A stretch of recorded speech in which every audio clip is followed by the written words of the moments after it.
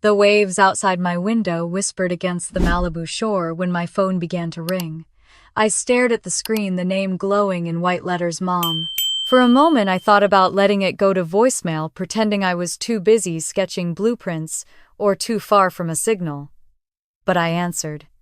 "Grace," she said, her voice calm, polite, rehearsed. The tone she used when she wanted to sound kind while drawing a line in permanent ink. "We've been talking about the wedding. Lila's wedding." I pressed the phone closer, hearing the faint hum of traffic behind her words. "It might be better if you didn't come," she continued softly. "You know how different your life is now. We just don't want anyone to feel uncomfortable. Especially Ethan. A farm boy in a tuxedo, it might draw the wrong kind of attention." For a heartbeat, I couldn't speak. The words hit like cold water down my spine. "So I'm not invited," I said quietly. "It's not like that," she rushed to explain. "You have your own world now, and Lila has hers. She's marrying into a very prominent family, and we want things to be polished. You understand, don't you?" I looked around my apartment, the worn wood floors, the faint scent of ocean salt, the sketches of barns and fields pinned to my walls. The world they called unpolished was the only place I'd ever felt real. "Of course," I said finally, my voice steady. "I understand." When the call ended, the silence in the room thickened, heavy and deliberate. I set the phone down and let the words echo through the space. "You don't belong." The same phrase they'd used for years, like a family motto. I'd been the girl who liked the dirt under her nails, the one who chose blueprints over brand names, roots over reputation. I had stopped expecting them to understand a long time ago, but somehow it still cut in the same place. On the table, the glossy wedding invitation still sat unopened, a symbol of polite exclusion. I brushed a thumb over the envelope and thought about how easily they'd built a world that didn't include me. The irony was that I had stopped needing their approval the day I met Ethan. I remembered the first time I saw him standing in the middle of a field north of Napa Valley, sleeves rolled up, sunlight in his hair, his hands steady on the reins of a plow. He wasn't the kind of man who said much, but when he did, every word felt grounded. When I told him I was an architect, his eyes had lit up. "So you build things that last," he said. "That's rare." He didn't know it then, but that was the moment I started believing I could in fact build something that would outlast their approval. For the first time in my life, I didn't feel like I had to shrink to fit anyone's picture. But my parents never saw that. They only saw what Ethan wasn't. They called him a phase, of distraction, the reason you threw away your future. I'd left their home in Beverly Hills 5 years ago with a single suitcase and more silence than luggage. I told myself I'd never go back, never beg to belong again. And yet that phone call reminded me how easy it was for them to erase me, even from something as hollow as a guest list. The sun had already dropped low, painting the Pacific in orange and gold. I opened my laptop, out of habit checking work emails, project sketches for a new eco-lodge collaboration in Northern California. Ethan had been managing the agricultural side. I handled the design. We'd just closed a deal with a luxury resort group expanding along the coast. My cursor hovered over the name at the top of the document, Azure Cove Resort, Malibu. Something about it tugged at me. I clicked open the portfolio, the sleek infinity pools, white balconies, glass facades overlooking the sea. A few photos down, the logo appeared again, embossed in silver, Azure Cove, a Brooks Estate property. I blinked. The Brooks Estate. Ethan's family company. My breath caught, and for the first time that evening, a laugh slipped out low, disbelieving, almost sharp enough to hurt. The same family that told me I didn't belong had booked their dream wedding at the resort owned by the man they thought wasn't good enough for me. I leaned back in my chair, the laugh turning into a quiet exhale. Fate had a strange sense of humor. I scrolled further, reading through the event schedule. The Turner wedding booked for 3 days, full VIP accommodations, private beach ceremony, everything my parents lived for, exclusivity, opulence, and photographs that proved both. I could already imagine my mother posing beside the marble fountain, her arm hooked around my father's, the perfect image of success. Outside, the wind brushed against the balcony, carrying the scent of sea salt and eucalyptus. I stood there for a moment, letting the air steady me.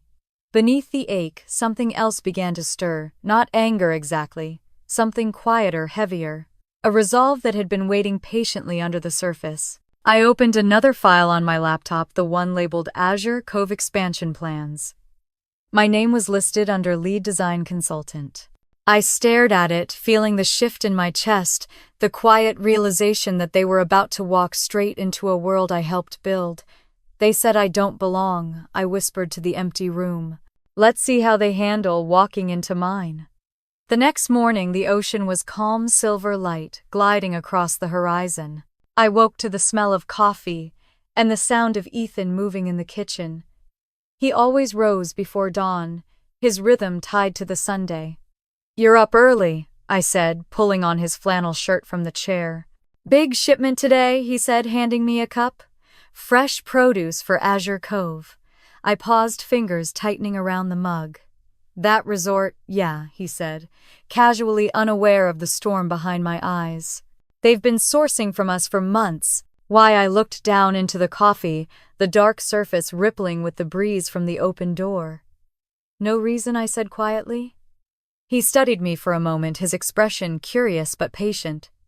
"You okay?" Just thinking, I replied. "About family." He didn't press.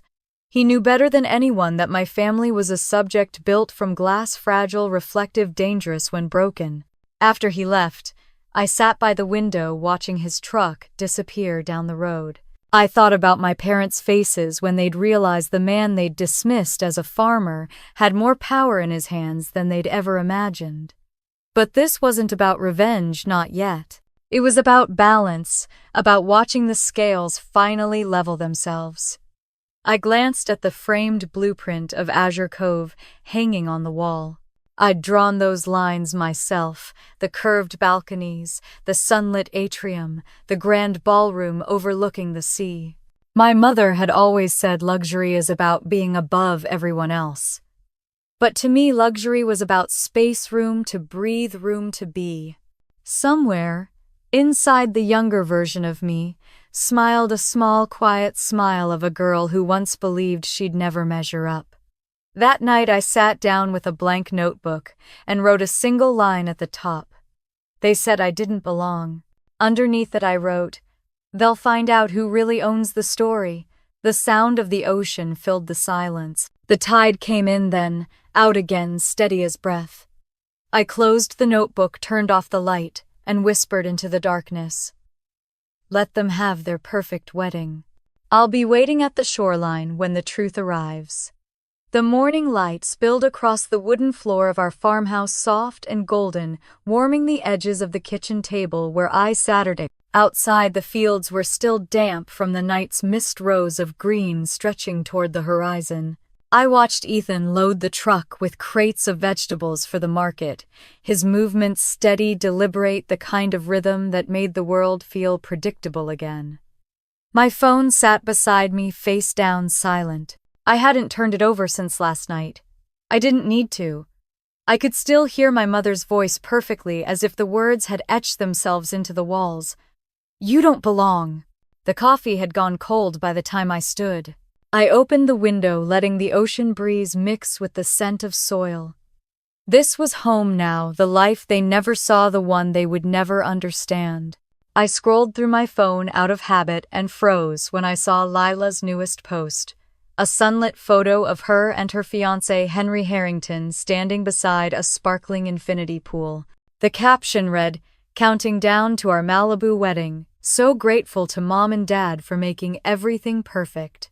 Beneath it, a sea of comments, friends calling her lucky, graceful, born for luxury. I almost laughed. Lucky, graceful, born for luxury. The words fit her like a dress tailored by other people's praise. I closed the app and turned off the screen. It didn't sting anymore, not like it used to. But it did remind me of how early I'd learned to survive on scraps of affection. I thought back to that last family dinner 5 years ago, the night everything changed. We were sitting at the long mahogany table in the Beverly Hills house, a chandelier above us sparkling like a crown. My father was reading emails between bites of steak. My mother was pouring another glass of wine. Lila was talking about her latest project at the ad agency, her voice confident, bright. I'd just finished showing them my design for an eco-lodge I'd been working on. It was the first project where someone trusted me completely with the vision. I thought they'd be proud. Instead, my father leaned back and said, "You're wasting your potential, Grace. People pay to get away from dirt, not live in it." "I'm not designing dirt, Dad. It's sustainable architecture, integrating nature and structure." My mother gave a small laugh, the kind that sounded like pity. "Sweetheart, you're an architect, not a gardener. You should be building towers, not barns." Across the table, Lila smirked behind her wineglass. "It's cute, though. Like rustic chic." I felt the familiar heat rise in my chest but swallowed it down. "It's not about style, it's about purpose." My father shook his head.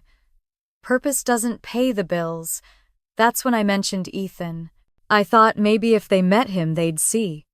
I said his name like an offering, Ethan Brooks, the man who taught me what purpose actually meant. Silence. Then my mother's fork clinked softly against the plate. "You're seeing someone?" "Yes," I said steady. "He owns a farm outside Sonoma. He's doing incredible work with organic restoration." Her eyebrows lifted. "A farmer, Mom." She sighed, setting her wine down with the precision of someone placing a verdict. "You're too smart for this, Grace. You can't throw away everything we've given you for some man who grows carrots." Lila laughed, not cruelly, but in that careless way people do when they've never had to question their worth. I looked at my father, hoping he might at least listen, but he didn't even glance up. "You need to think realistically. There's no future in that." That night I packed a suitcase.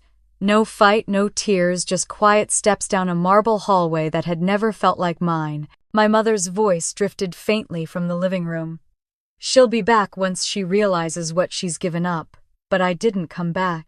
I drove north until the lights of Los Angeles disappeared in my mirror, and the air smelled like salt and pine instead of perfume and ambition. I remember gripping the steering wheel and whispering to myself, "If they don't believe in me, I'll build something they can't ignore." A few weeks later I met Ethan. I'd stopped at a farmer's market on the side of the road, more out of hunger than curiosity. The place smelled of sun and oranges, people laughing as they bartered over strawberries and honey jars. I was looking at a stand of wildflowers when a man nearby lifted a crate of produce so heavy it made the wood creak. "Careful," I said instinctively. He looked up, a grin touching the corners of his mouth. "You sound like someone who's never carried one of these." His voice was warm, a little rough around the edges, and when he smiled I felt something loosen inside me. He handed me a basket of strawberries. "First ones on the house," he said. We ended up sitting on a bench, eating them straight from the carton. I told him I was an architect. He told me he was a farmer. We both laughed at how different those worlds sounded and how similar they actually were. "We both build things," he said. "Mine just grow roots." From that day, I started spending weekends at his farm. We built a small greenhouse together, painted fences, repaired old sheds. Sometimes he'd hand me blueprints he couldn't read and ask, "So how does this line become a wall?" And I'd laugh and explain. At night, we'd sit on the porch with coffee, the stars hanging close enough to touch. I'd never felt that kind of stillness before, the kind that doesn't ask you to prove yourself to be worthy of it. When the farm began to expand, I designed a new barn with solar panels. Ethan said, "You make things beautiful and useful at the same time." That's rare. I think that was the first time anyone had ever said that to me and meant it. Years passed like that, steady, honest, ordinary in the best way. We didn't have much, but what we built was real. I didn't need the Beverly Hills skyline to tell me I'd succeeded. But family has a way of finding cracks. Even silence can carry their judgment. They sent holiday cards addressed only to Ethan and me with lines like, "Hope you're doing well out there," as if we were camping somewhere outside civilization. When Lila got engaged, I found out through a magazine article. The headline read, "Ad exec Lila Turner and tech heir Henry Harrington to wed in Malibu. I showed it to Ethan, and he just smiled, saying, "Sounds fancy." "Yeah," I murmured. "It always is with them." Now, years later, sitting at our kitchen table, I opened my laptop again. There it was, an email from Lila's publicist, accidentally sent to me. The subject line, "Final preparations for the Turner-Harrington wedding, Azure Cove Resort." My eyes lingered on the photos attached, white orchids, champagne fountains, a private beach ceremony. The words glowed on the screen like a taunt, exclusive, elegant, invitation only. I leaned back in my chair, my pulse steady, calm in a way it hadn't been before. They'd built their fairy tale. Good for them. They just didn't realize they'd chosen to build it on land that belonged to someone else. Later that night, Ethan sat at his desk reviewing shipment schedules. The logo on his laptop flashed briefly, Brooks Estate Holdings. I'd seen it before, but this time it hit differently. "You work with Azure Cove?" I asked. He nodded. "One of our properties." "Why?" I smiled faintly. "No reason." He looked at me, curious, but didn't press. He never did. "You sure you're okay, Grace?" "Perfectly okay," I said, closing my laptop. "Just thinking." When he went to bed, I stayed by the window. The moonlight stretched across the fields, pale and quiet. I thought about my mother's voice, Lila's laughter, my father's silence, and I thought about all the years I'd spent proving my worth to people who never wanted to see it. The wind moved through the trees outside, whispering across the land Ethan and I had built together, our own kind of empire. It wasn't loud or flashy, but it was ours. "They said I didn't belong," I whispered into the dark. "Let's see how they feel when they step into our world." The ocean roared softly in the distance, as if it understood. I closed the window, turned off the light, and smiled for the first time in days. The story wasn't over, not even close. It was just changing hands. The radio was playing softly in the background when I walked into the kitchen that morning. Ethan was already at the table reading the local paper, a mug of coffee steaming in front of him. Outside, the sky over Napa was still pale and cool, the kind of quiet light that makes you forget the world beyond the horizon. I poured myself a cup, half listening to the radio announcer's cheerful tone, until one line made me pause. "California's most anticipated wedding of the season," the voice said. "The Turner-Harrington ceremony at the luxurious Azure Cove Resort in Malibu is expected to draw celebrity guests, investors, and social elites from across the state." My hand froze around the coffee pot. Ethan glanced up. "Something wrong?" I smiled lightly. "No, just hearing about a wedding I apparently know too much about." He nodded absently, unaware that each word on the radio felt like a spark catching in the dry fields of my memory. I sat across from him, pretending to read my emails while his voice carried in the background. "You'd like Azure Cove," he said. "They've got one of the best sustainability programs I've seen, real investment in green architecture." "I know," I murmured, stirring sugar into my cup. "I might know more about it than you think." When he left for the fields, I opened my laptop. My inbox had one new message from my cousin Margie.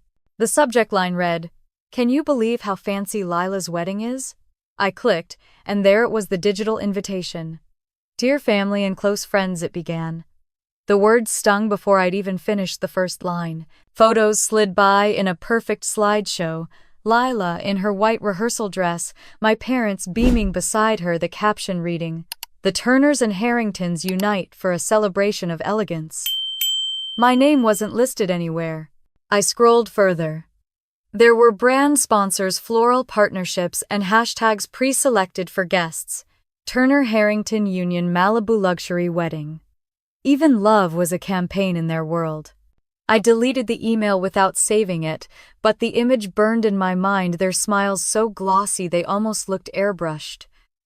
I leaned back in my chair and closed my eyes. For a moment I was 17 again, sitting on the edge of my mother's vanity as she coached Lila for her first charity speech. "Smile, darling," she said, tapping her chin with a manicured finger. "Smile until they believe you're happy." Lila had always been good at believing herself first. The mirror had loved her the way our parents did, effortlessly. I was the one behind the camera, adjusting the lighting, holding the cue cards invisible but necessary. In this family image is everything my mother had said once, tightening Lila's pearl necklace while I watched from the doorway. Back in the present, I opened my eyes. The window reflected my face in the morning, light bare skin, no diamonds, no gloss. The kind of woman who didn't need an image to feel real. That afternoon, Ethan returned from a meeting with his operations manager. He came into the house brushing dust from his jacket. "We've got a special event coming up at Azure Cove," he said, flipping through his notes. "Corporate's handling it directly. Something about a big wedding, a lot of media attention. Anyone we know?" I asked, keeping my tone light. He looked up briefly. "The Turners, I think." "Does that name ring a bell?" I turned my back to hide the flicker of a smile. "Just sounds poetic." He chuckled. "They've booked the Grand Seaside Ballroom, the whole upper suite.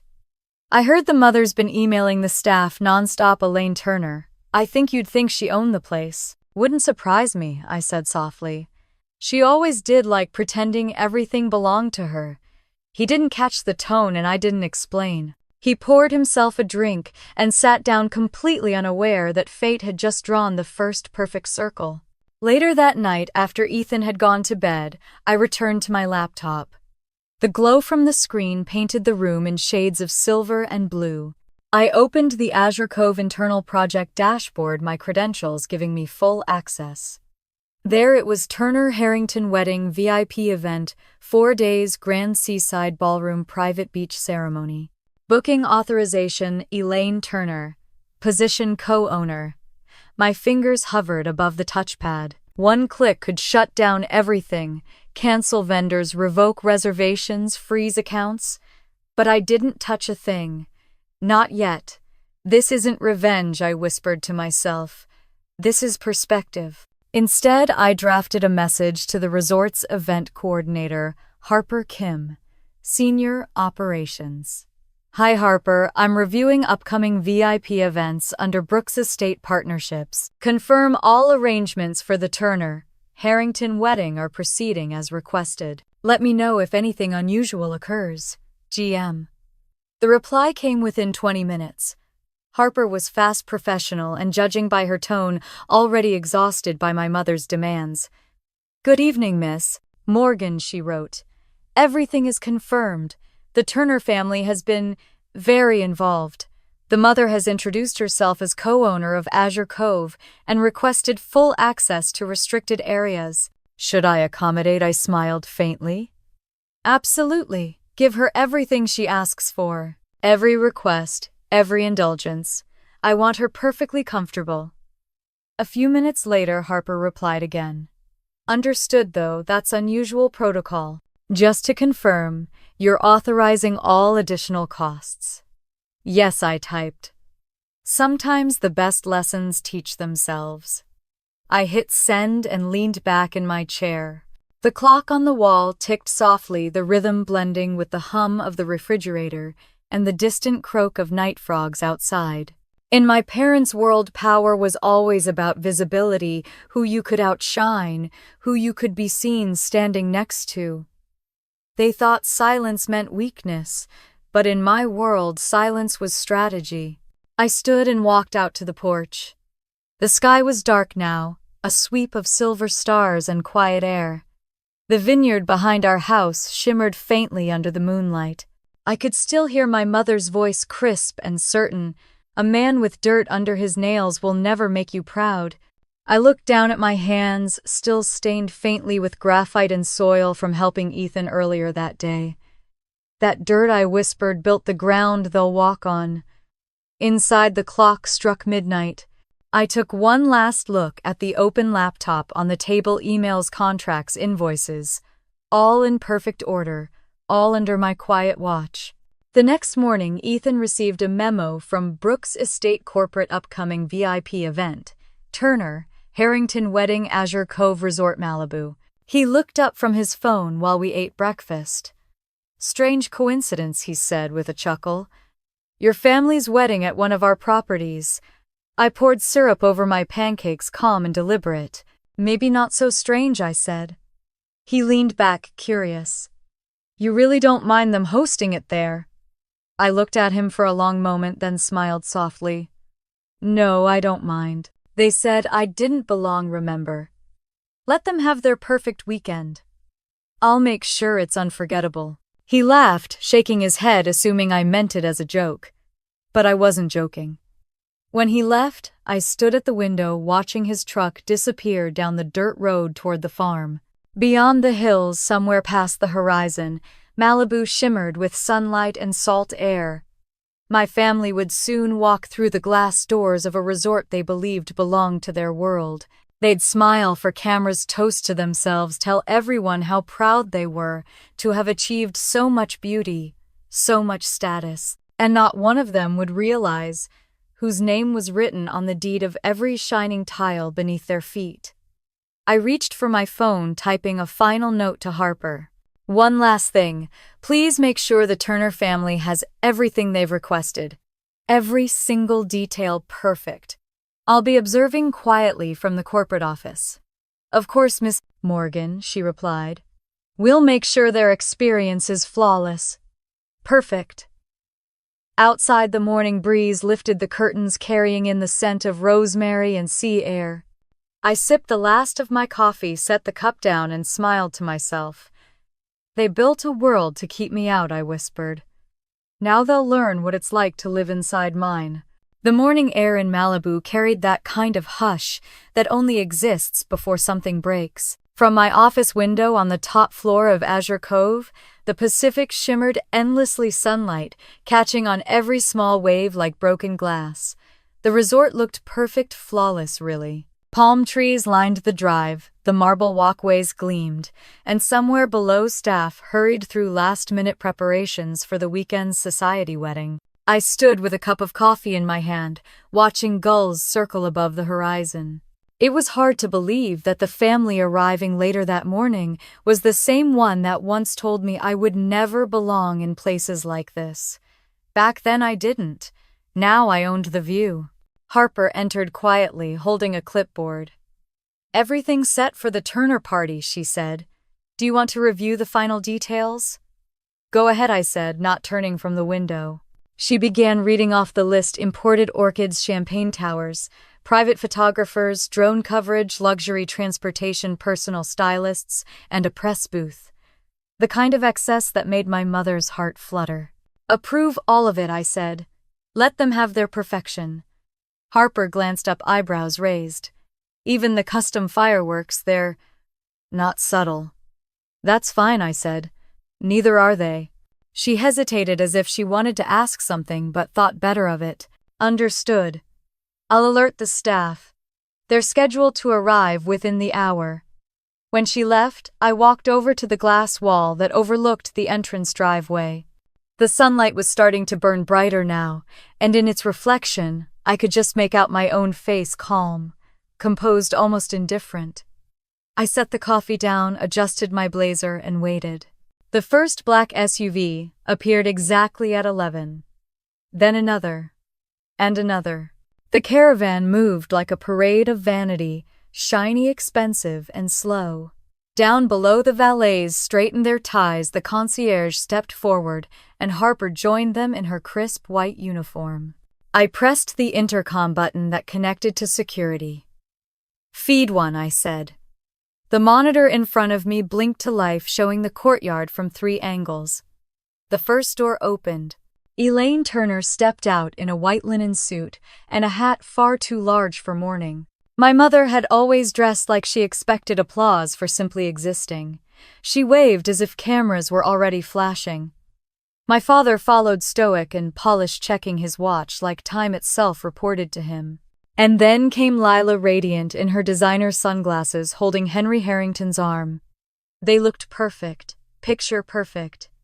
I'd once spent years trying to fit into that picture. Now I saw it for what it was, a carefully lit illusion. Welcome to Azure Cove Resort, Harper said warmly as she extended a hand. Elaine's smile was wide and dismissive. Lovely, simply lovely. Please tell your staff to treat us with the highest discretion. We own part of this place, you know. I heard it through the live audio feed. My lips curved slightly. Harper, ever composed, responded, "Of course, Mrs. Turner. We're honored to have you." My mother stepped past her, surveying the grand lobby with that air of self-importance she wore like perfume. "Oh, I adore the marble work," she said. "So similar to a design I recommended years ago." Harper's assistant nodded politely. "Yes, ma'am. Every detail has been personally approved by our corporate design team." I watched as my mother's reflection passed through the glass doors of the place I had built. It was surreal. The woman who once told me I was chasing dirt now gliding over floors I had chosen under chandeliers I had designed. Lila twirled in the center of the lobby. "This is gorgeous," she said to the cameras she'd brought with her. "Just perfect for our welcome video." My father inspected the chandeliers with a practiced frown. "Overpriced, I'm sure." "Only the best for our family," my mother said, quickly touching his arm before he could notice the staff's amused glances. On the screen I saw Harper lean toward the concierge, speaking softly. "Escort them to the grand seaside suite. Make sure their champagne is chilled." As the group disappeared down the hall, I muted the feed and leaned back in my chair. The room was quiet again, except for the hum of the air conditioning and the faint crash of the waves outside. For a long time I simply watched the horizon. I remembered being a girl sitting at my parents' dinner table, silent, while they praised Lila's perfect grades, her social grace, her potential. I remembered thinking if I worked hard enough, maybe I'd earn the same tone of admiration. But the truth was, they'd never looked at me that way. Now they were walking through a monument built on my name and they didn't even know it. A soft knock pulled me back. Harper stepped inside, closing the door behind her. "They're settled in," she said carefully, "and, well, your mother's a presence." I smiled. That's one way to describe her. She introduced herself as co-owner, Harper continued. "To the entire staff, twice. Of course she did." Harper frowned. "You're sure you want us to keep indulging her?" "Yes," I said. "Give her everything she wants. Every special request, every photo opportunity. People like her dig their own holes. They just need enough rope to look elegant while doing it." Harper hesitated. "You sound like you've been waiting for this." "Not waiting," I said quietly. "Just watching." She nodded and left, though I could feel the weight of her curiosity linger even after the door closed. Downstairs, the Turners were already performing. The lobby camera feed showed my mother posing by the fountain, her voice lilting as she told the photographers, "You must get the lighting just right. This will be on our social page." My father stood off to the side, talking to Henry about investments while sipping his champagne like he owned the bottle. Lila fluttered around them, all glow and charm, rehearsing her angles for the wedding's rehearsal dinner live stream. One of the staff complimented her gown and she smiled. "Thank you, it's custom." We wanted everything about this weekend to feel one of a kind. I turned the volume down and studied the image. The white marble, the glass walls, the warm California light, it all framed them perfectly. The irony was almost cinematic. A memory surfaced, my mother's voice, years ago, sharp and final. "You'll never understand refinement, Grace. You weren't made for this kind of world." And yet, here she was basking in the glow of a world I'd created from the ground up. Later in the afternoon, Harper stopped by again. "They're requesting early access to the spa and the private beach area," she said. "Approved," I said. And Mrs. Turner asked if we could move the floral arch closer to the ocean for a better photo backdrop. She claims it's her design. I almost laughed. Let her believe that. Give her the whole beach if she wants. Harper studied me. "I've coordinated weddings for years, but I've never seen anyone as calm as you while their family takes over their property." "Calm comes from knowing how the story ends," I said. Evening fell slowly. From my office I could see the glow of the pool area where the Turners hosted their welcome dinner. The laughter drifted faintly through the glass, soft and hollow. They toasted, clinked glasses, posed for photos, and rehearsed perfection, one smile at a time. I turned off the lights, leaving only the reflection of the ocean on the window. In that reflection, I could see my own silhouette framed against the horizon, the quiet architect behind their spectacle. Let them have their show, I thought. Let them build their illusion of control. Tomorrow they'll wake up inside a story they don't recognize.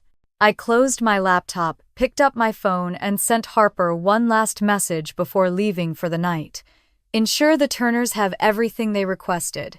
Every indulgence, every comfort. No limits. Her reply came seconds later. Understood. They'll have the perfect experience. Perfect. Outside, the ocean wind brushed against my face as I stepped onto the balcony. The stars shimmered faintly over the Pacific. Somewhere below, my family laughed under a canopy of string lights, unaware that the ground beneath them was already shifting.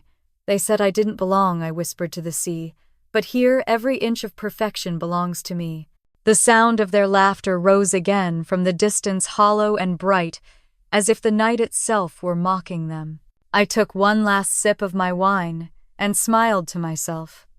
Tomorrow the show would begin. The Malibu morning shimmered like glass when I stepped into the courtyard.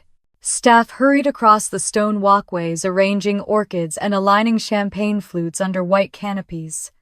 The air smelled faintly of sea salt and wealth, the kind that always tried too hard to be effortless. Somewhere upstairs, laughter echoed faintly from the grand seaside suite.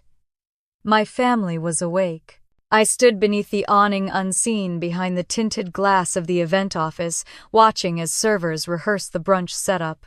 This was the kind of day my mother lived for: perfect light, perfect food, perfect people to admire her perfection. I sipped my coffee, calm, detached, a silent conductor watching an orchestra that didn't know I wrote the score. Harper approached with her tablet, expression careful. Morning, Miss Morgan. The Turner party requested some last-minute changes. I looked at her over the rim of my cup. Of course they did.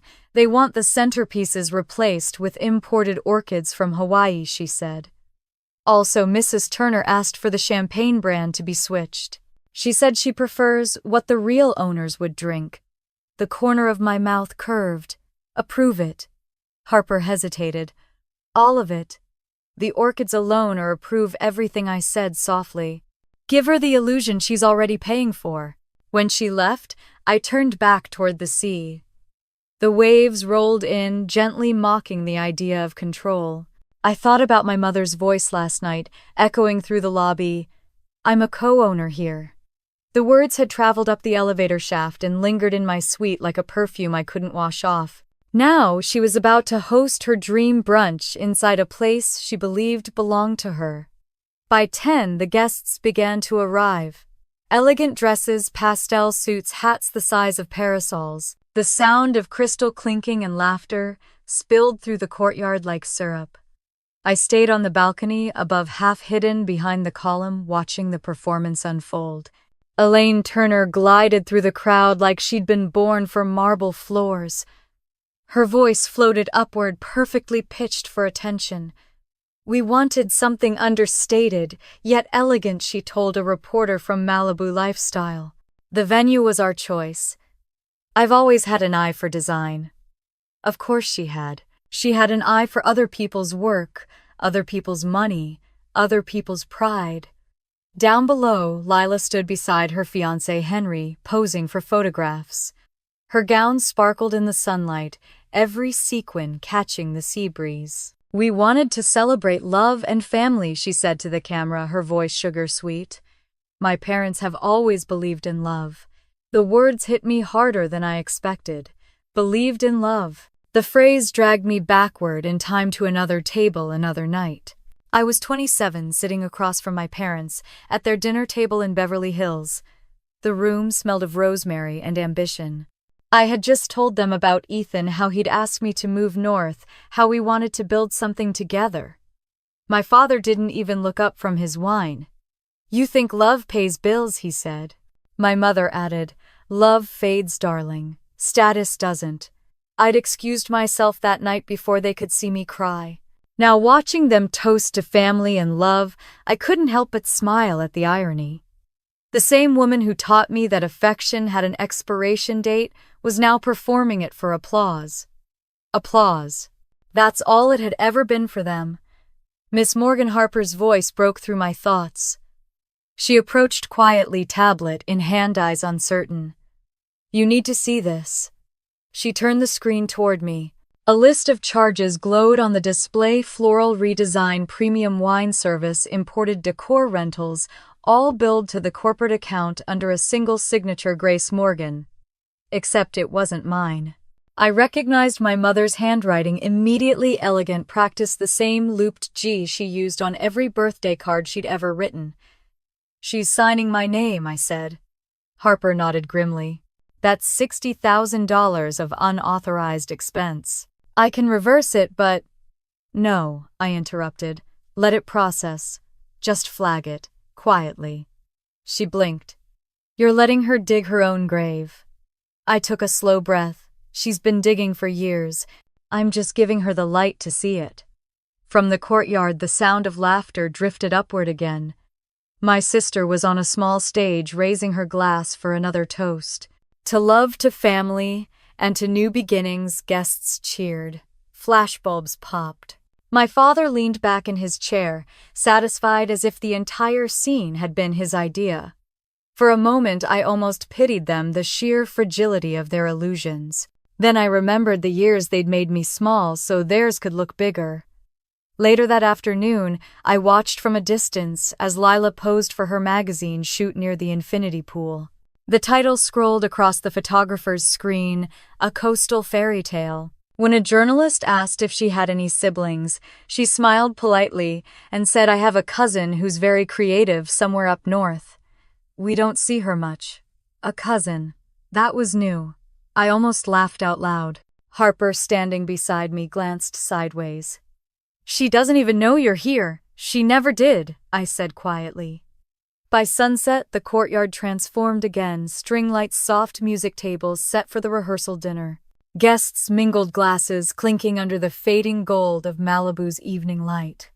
Elaine took center stage once more, tapping her glass for attention. I'd like to thank everyone for being part of this celebration, she announced, her smile luminous. Family means everything to us, even the ones who couldn't be here. The words landed like a stone. I sat at the back of the terrace, half-shadowed, uninvited, yet present. She didn't realize that I was watching her through the glow of candles and wine glasses. Lila, my mother continued, has always been our shining light. Grace, well, she's our artist. She likes her privacy. I felt Harper's eyes on me, but didn't flinch. I kept my gaze steady on my mother. If she'd looked closer, maybe she'd have recognized the woman sitting in the corner of her fantasy. But she didn't look. She never had. As the applause faded, I caught Lila whispering something to Henry. He barely listened. His phone buzzed and he excused himself to take a call from an investor. She laughed awkwardly, covering it up for the cameras. They were all performing, every one of them. When dessert arrived, I slipped out quietly and headed back upstairs. From my balcony, I could see the entire dinner glowing below, music, laughter, a glittering illusion of happiness. I stood there for a long time, the ocean breeze cool against my face. For years, I murmured I thought silence meant weakness. Down below, my mother raised her glass again, her diamond catching the light. But now, I said, I know silence is the sharpest weapon in the room. The door behind me opened. Harper stepped in, her expression uneasy. Grace, I think you need to see this. She handed me another tablet. On the screen was a new contract signed that very afternoon. The document read, Exclusive Co-Ownership Agreement, Azure Cove Resort, authorized by Elaine Turner. My name appeared beneath hers, forged again. I looked at it for a long moment, then handed it back. Perfect, I said softly. Perfect? Harper asked, startled.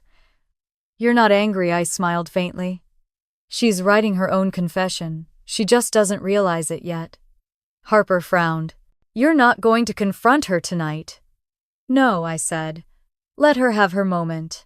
Tomorrow she'll introduce herself as the owner. And when she does, the cameras will already be rolling. Outside, a burst of laughter rose from the dinner below, echoing up through the night air. I turned toward the sound, calm, steady, certain. They built this weekend on lies, I whispered. All I'm doing is giving them the audience they deserve. The lights from the party shimmered like reflections on the ocean, beautiful, fragile, fleeting. Somewhere, music played the same song my parents had danced to at their own wedding decades ago. How poetic I thought that the melody would accompany their undoing. I closed the balcony doors and poured myself a glass of wine. Tomorrow the performance would continue. But by the end of the day, the stage would belong to me. The sun was melting into the Pacific when the first guests arrived for the rehearsal dinner. The sky glowed gold and coral, the kind of light Malibu photographers lived for. From my office balcony, I could see it, all the chandeliers glittering under the palm trees, the champagne fountains, the laughter rehearsed to sound effortless. It was the kind of evening my mother had always dreamed of, every detail perfect, every flaw hidden under a layer of luxury. I leaned on the railing, my glass of wine catching the last of the light. Down below, waiters in white jackets carried silver trays between tables draped in cream linens.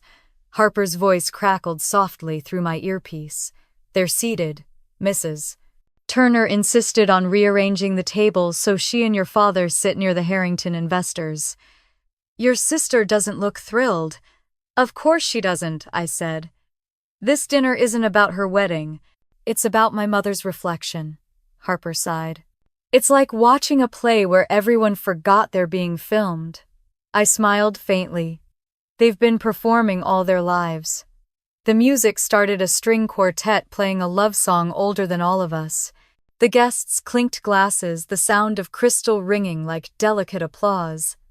Lila shone in the center of it, her sequined gown reflecting the light like she was made of it.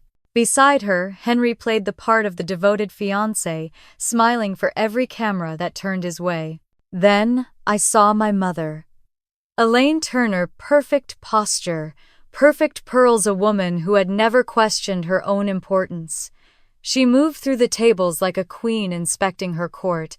When she smiled, people leaned closer, eager to bask in her approval. I knew that smile too well. It was the same one she'd used on me for years, sharp, practiced, and entirely empty. Elaine raised her glass and tapped it gently with a fork. "Everyone," she said, her voice carrying beautifully across the courtyard. "Thank you for being here tonight. Family is everything, and no family could be prouder than we are of our daughter Lila and her future with the Harringtons." Applause followed. Cameras flashed. She paused just long enough to make sure every lens caught her at the right angle before continuing. "We've always believed that when you find real love, you fight for it. You protect it." I let out a soft laugh. "Protect it," I murmured to myself. "Or suffocate it," Harper's voice came through again. "Your sister's about to speak." Lila stood, glass trembling slightly in her hand. "Thank you, Mom. You've made this all so beautiful," she said, smiling like a woman wearing a mask too heavy to hold. "To my parents who taught me what love looks like." For a moment I saw her as the little girl who used to follow me around the house, always trying to be the favorite. She'd learned early what love looked like in our family. It looked like obedience. The crowd cheered, and I turned away, letting the sound blur into the ocean breeze. It was then Harper appeared beside me, stepping onto the balcony with quiet urgency. She held her tablet against her chest.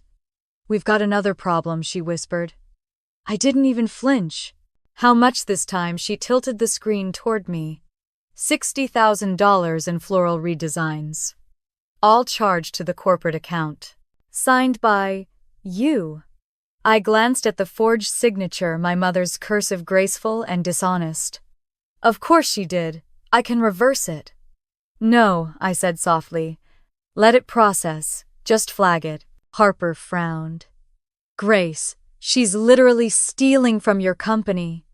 "She's stealing from herself," I replied. "She just doesn't know it yet."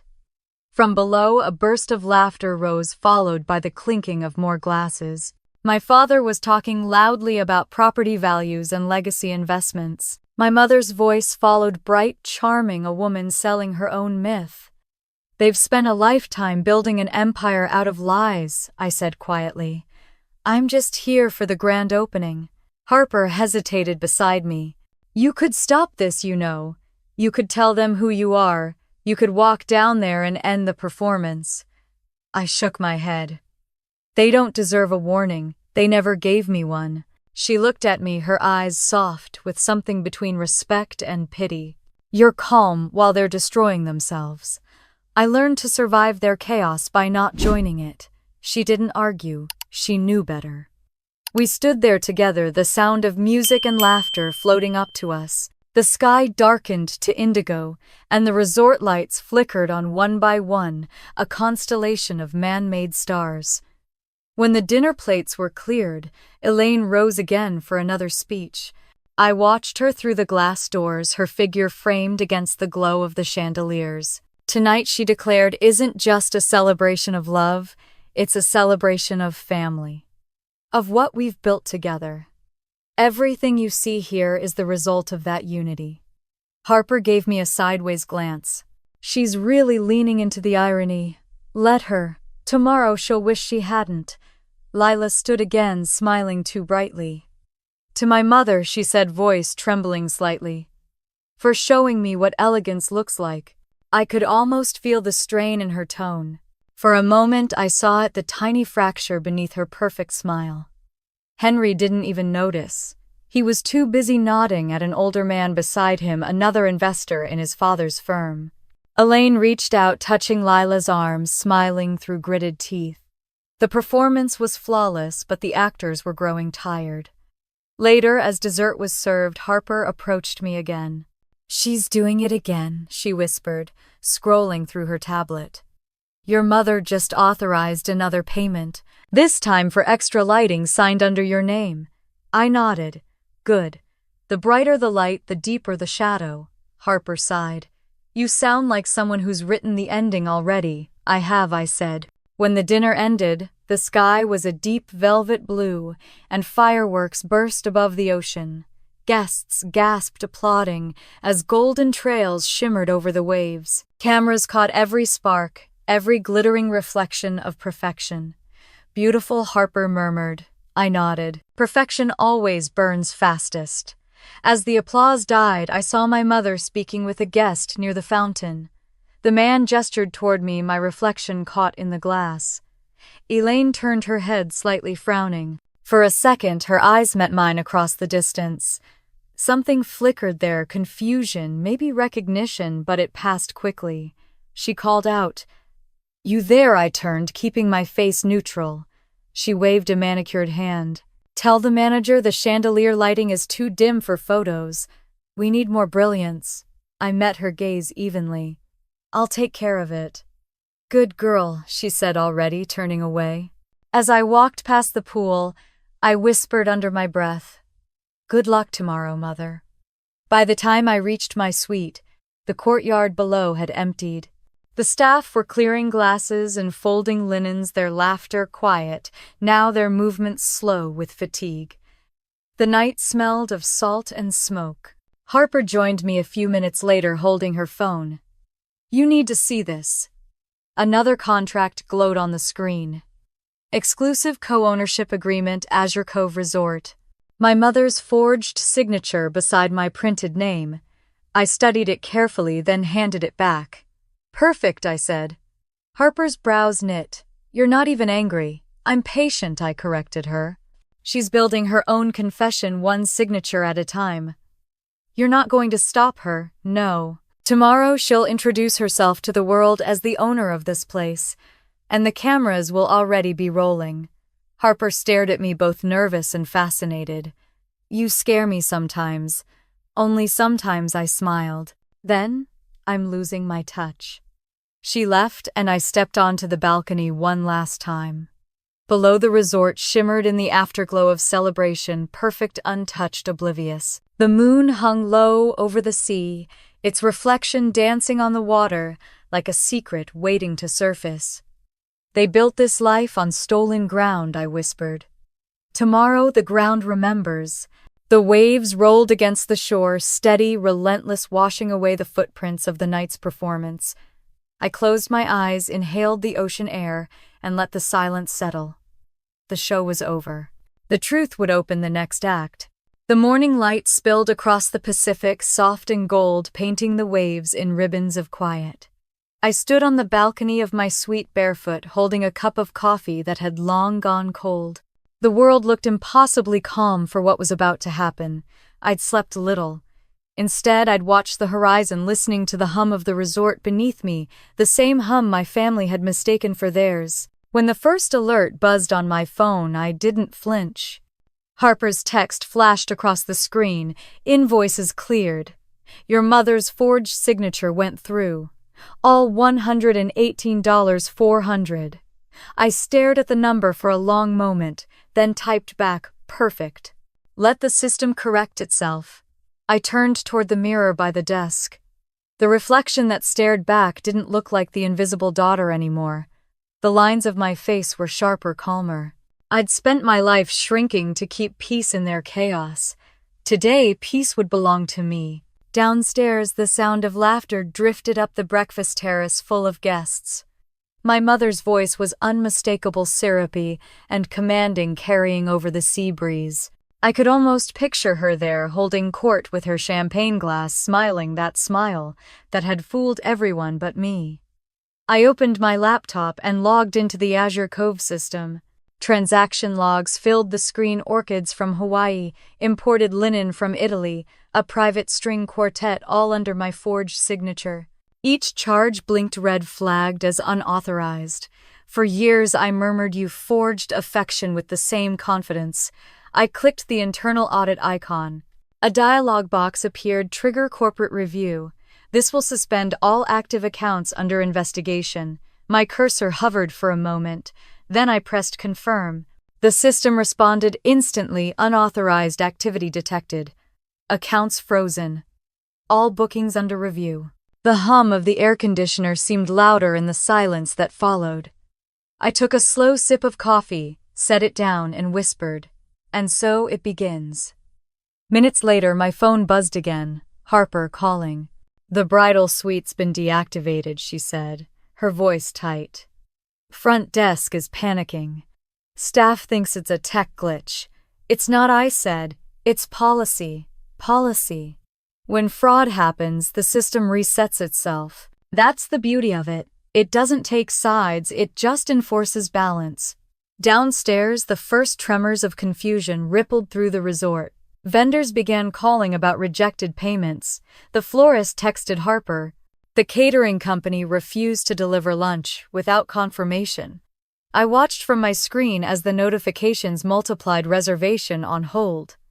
Event payment frozen. Account under review.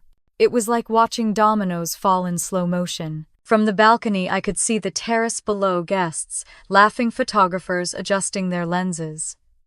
Lila looked radiant in a white sundress, her curls glowing in the sunlight. My parents sat beside her, every movement polished for the camera. The perfect picture. I whispered under my breath, "Smile, Mother. It's the last time the world will see you this sure of yourself." A knock came at the door. Harper entered, slightly breathless. "They're at the front desk," she said. "Your mother's furious. She's saying she's the co-owner and that this resort wouldn't exist without her." I set the coffee down. "Then let her meet the system she claims to own." "Grace?" Harper's tone held a mix of awe and hesitation. "You're enjoying this?" "No," I said. "I'm clarifying it." She blinked. "You sound like you planned this." "I didn't plan it," I said calmly. "I just stopped preventing it." We walked together to the surveillance room. On the monitors, I could see the lobby from multiple angles, the marble floor, glinting under morning light, the grand chandelier swaying slightly in the sea breeze that came through the open doors. And there she was, Elaine Turner, in full fury, standing at the reception desk, voice sharp enough to cut glass. "I am the owner of this property," she declared. "This is a mistake. Fix it immediately." The concierge, young but composed, replied evenly, "I'm very sorry, ma'am, but the account shows unauthorized activity. All bookings have been suspended pending verification." Verification. My mother's voice rose, drawing glances from nearby guests. "Do you know who I am?" "Yes, ma'am," the concierge said softly. "That's exactly why we have to verify." Beside her, my father stood rigid, jaw tight, while Lila looked on the verge of tears. Harper folded her arms. They're falling apart faster than I expected. Arrogance isn't built for friction, I said. It shatters easily. Down in the lobby, my mother snatched her phone from her purse, barking orders into it, calling her lawyer, the wedding planner, the event director, anyone who would still pick up. The concierge stayed patient, repeating the same line, "I'm afraid this is out of my control, ma'am. Only corporate headquarters can approve a reactivation." Then get corporate on the phone. "I believe they already know," the concierge said quietly. Harper glanced at me. "She's about to explode." "Let her," I said. "People believe fury is strength. It's just fear dressed in red." We watched as the crowd began to gather guests, whispering, phones raised discreetly, someone even filming. My sister tugged at Mom's arm. "Mom, please. Everyone's watching." Elaine hissed. "Let them. They'll see I'm fixing this." My father tried to intervene, lowering his voice. "Elaine, enough. We'll sort this privately." But she couldn't stop. Years of pretending to be untouchable had turned performance into instinct. The concierge, holding her ground, said, "Ma'am, I assure you, your cooperation will speed this process." Cooperation. My mother's laugh was sharp, brittle. "Do you know what I've done for this resort? Do you know who I am?" On screen, the concierge met her gaze calmly. "I do, Mrs. Turner. And that's exactly why we keep records of every name that truly owns this property." For a second, my mother froze. Then she glanced around, realizing too many eyes were on her. Her hand trembled slightly as she adjusted her scarf. I leaned closer to the screen. "There," I said quietly.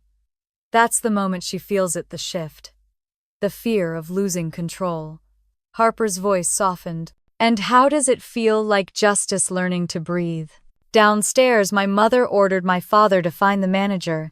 My sister sat down nearby, face pale, her perfect morning unraveling. Harper turned to me. "Do you want me to intervene? We can calm it down, spin it before the press notices." I shook my head. "No. Let policy speak for itself. Let truth do the talking." The cameras caught every second: Elaine's anger, my father's embarrassment, Lila's confusion. Somewhere, a journalist whispered to her cameraman, "Keep rolling. This might get interesting." By now, the music had stopped.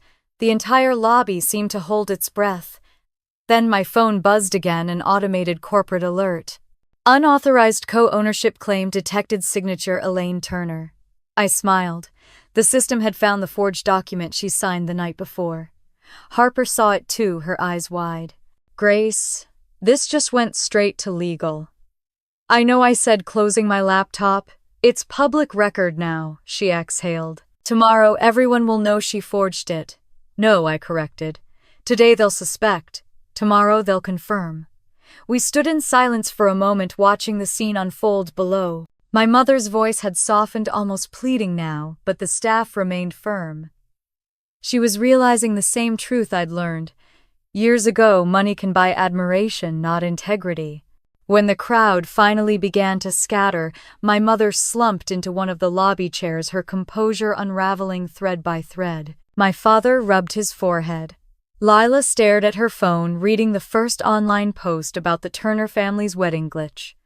I picked up my phone, typed a short message to Harper, "Keep the staff calm. Don't interfere further." Then I walked to the balcony and opened the doors. The sea air rushed in, cool and clean. Below me, the resort gleamed in the sunlight, perfect and untouched, as if mocking the chaos it contained. "They taught me noise was power," I whispered. "But silence delivers truth faster." Harper appeared in the doorway.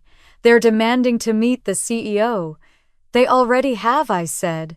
"They just don't know it yet." She looked at me, half smiling, half stunned. "You're terrifying," I laughed softly. "No, I'm prepared." The ocean roared below, steady and endless. I took one last look at the horizon, the color of molten gold. My mother's empire of lies had finally cracked, and she'd done every bit of the damage herself. I turned toward Harper, my voice calm and certain. They stole my name for power. Now my name will take theirs away. And with that I closed the laptop, letting the silence settle over the room like justice itself. The morning of the wedding glowed with a kind of cruel perfection.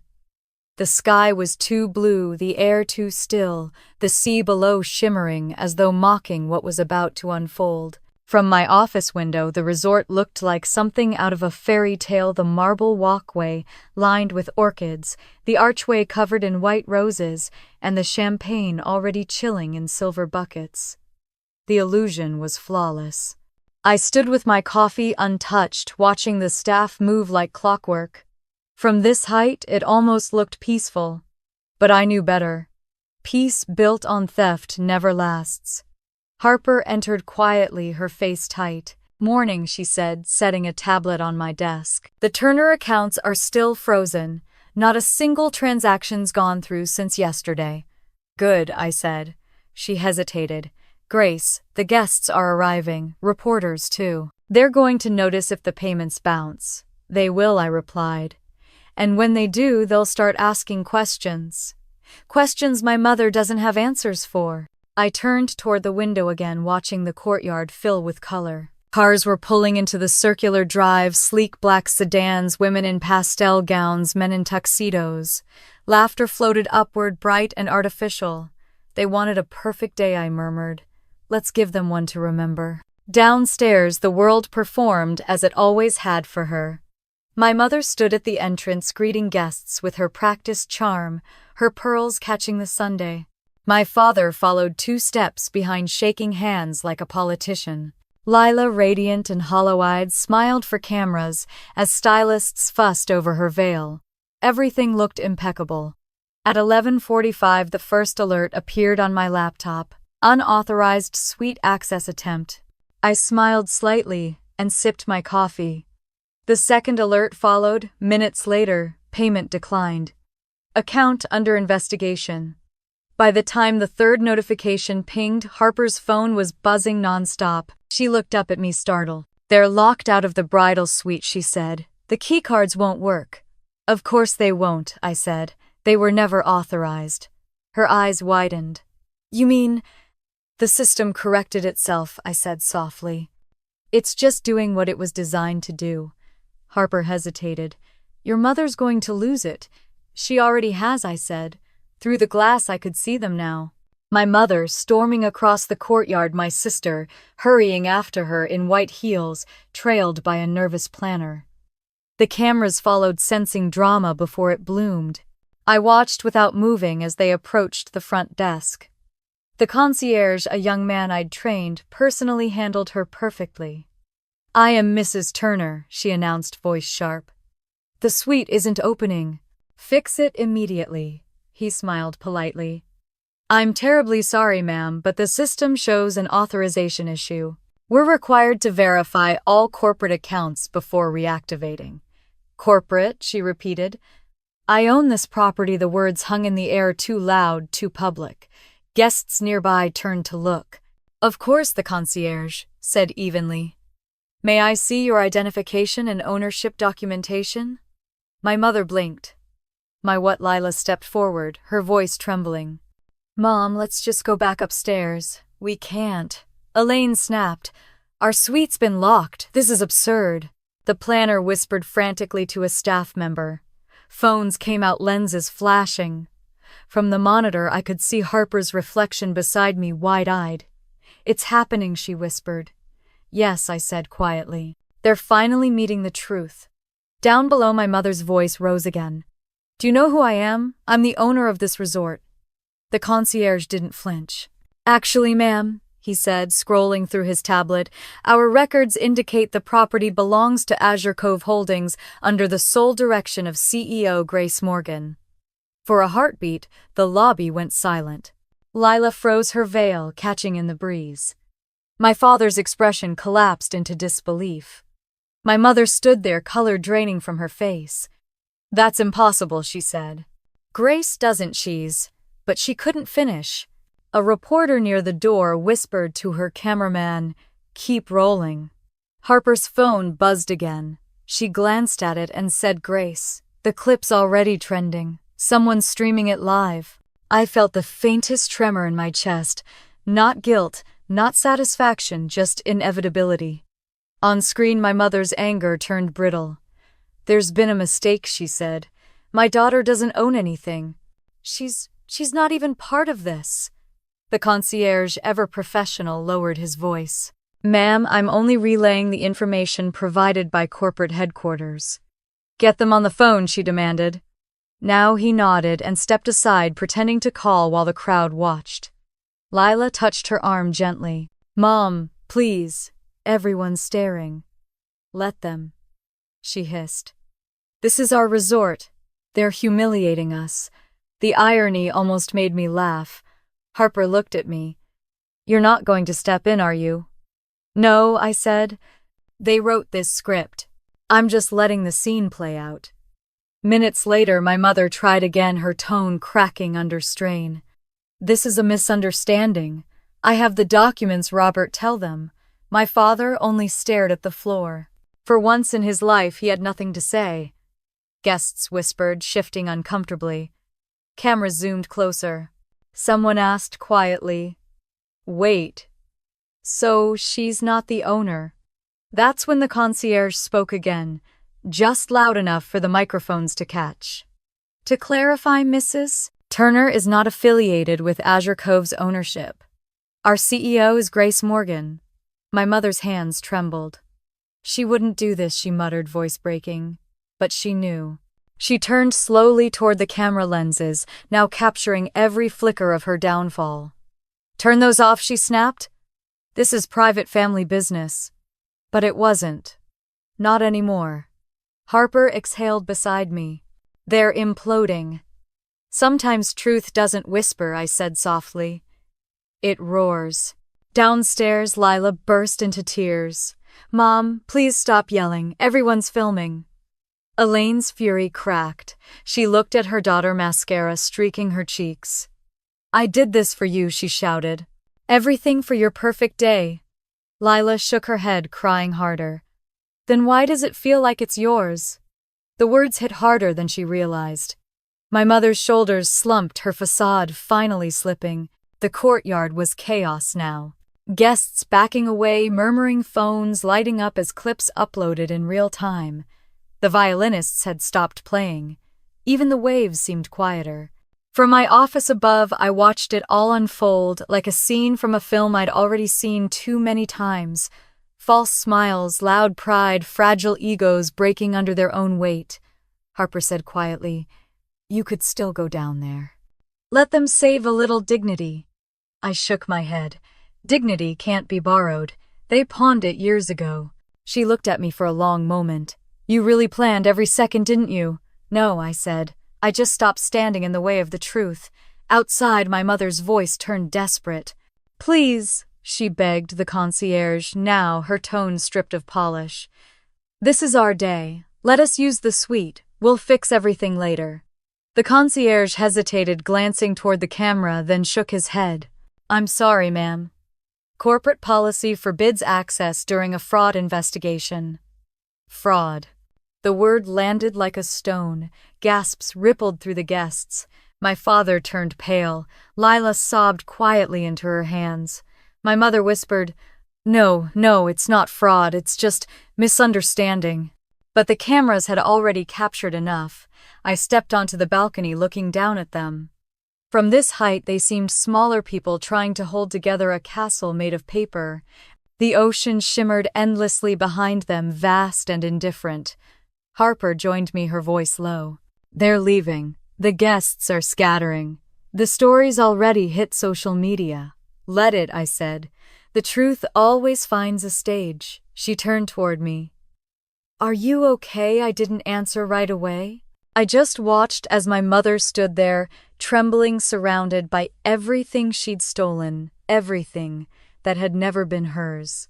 Finally, I said, "I'm fine. I just wish they'd learned that love isn't ownership." We stood in silence for a while, the noise below fading into the sound of the sea. When the last car pulled away, I went back inside. The internal alert on my laptop blinked case closed ownership verified CEO Grace Morgan. I closed the lid slowly, the faintest smile curving my lips. They thought silence meant surrender, I whispered. But silence just waits for the right echo. Harper looked at me, still shaken, still in awe. What happens now? I turned toward the window one last time. The resort gleamed in the sunlight, pure again, untouched by their lies. Now, I said.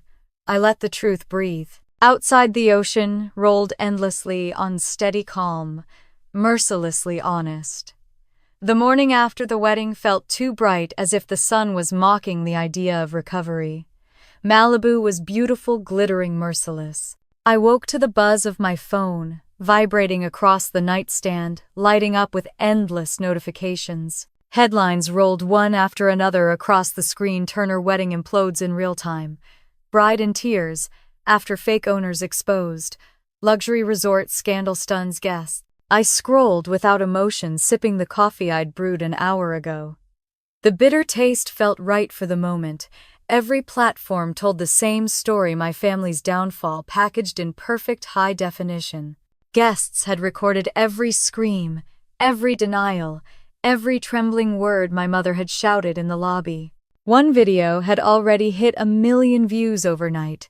Hashtags scrolled by number: Turner wedding, number family fraud, number Grace Morgan. My name sat in the middle of it all, trending worldwide for the first time in my life. Harper burst through the door without knocking. Her hair was pulled into a messy bun, phone in hand, eyes wide. "It's everywhere," she said, breathless. "You're on CNN, Grace. They're calling it the biggest wedding meltdown in California history." I looked at her calmly. "Then I suppose I should thank them for the free publicity." She blinked. "You're joking." "Not entirely," I said, turning the phone around to show her one of the headlines. "Grace Morgan, the real owner behind Azure Cove Resorts." The article included a photo of me from a charity gala years ago, smiling politely beside a man I barely remembered. At least they finally spelled my name right. Harper laughed once, then covered her mouth. "You're unbelievable." Down below, the sea shimmered, its rhythm unchanged. That's what I admired most about the ocean. It never cared for anyone's drama. It kept moving. By noon, the story had evolved. Reporters framed it as a cautionary tale about family power and deceit. Clips of my mother's outburst looped between luxury ads and political commentary. A slowed-down freeze frame of her shouting, "Do you know who I am?" was already being used in memes. The internet had a strange way of turning tragedy into entertainment. Harper scrolled through the comments. "People actually sympathize with you," she said. Someone wrote, "She didn't even have to say a word, just let karma handle the speech." I smiled faintly. That might be the most accurate review I've ever had. By late afternoon, the phones at Azure Cove wouldn't stop ringing. Some were journalists, some investors, some just curious strangers wanting to book the resort from the wedding scandal. My assistant forwarded the requests, all unanswered. Then came the one message I had expected since dawn, from Abigail Green. Subject: reassessment.